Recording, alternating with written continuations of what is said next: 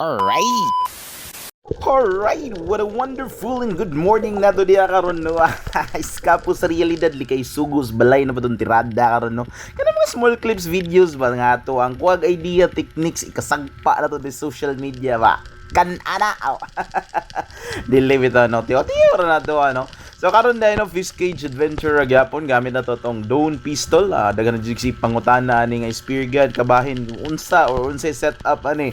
So kapila na ko siya balik-balik no ato ang shaft ani spare you guys siya kanipis no. Kuan ni siya 3x16 so mga something around 4 mm ang ka thickness niya no. Anya atong rubber gamit ani is kuan 16 mm and atong barrel nga kuan tugas ang kahoy no. So naaras po din sa mga 100 or 90 cm. So total length mga 110 or 115 cm apil lang shaft na from trigger to bunhole o di from trigger to tip sa shaft. So no tirada na po na to ron karon na isa ka ambush lang atong style no ngita tag kayuhan og wa damha giduol na pud tag usa ka klaro na basta ingon ana kayo mga kuan ba sit put aw.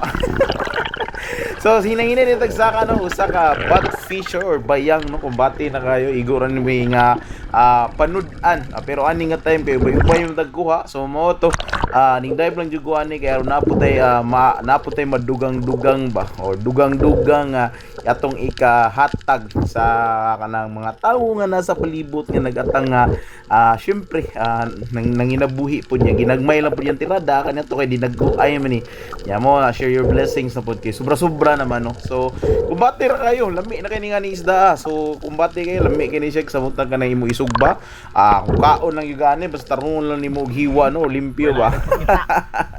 So mo to gipangutanan ako si Manoy okay ra ba kaning isda na siya tubag niya okay kayo may na lang dako na kaning isda mo tong ako siyang gi instruction na no nga pagkuha natin Manoy atol niyo laslasa di tiyan dapit no para safety first ba.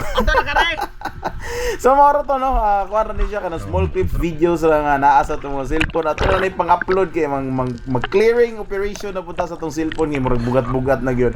Og salamat sa paglantaw og see you next episode. Alright. Bacita. Ha? Ubalik ka na yun.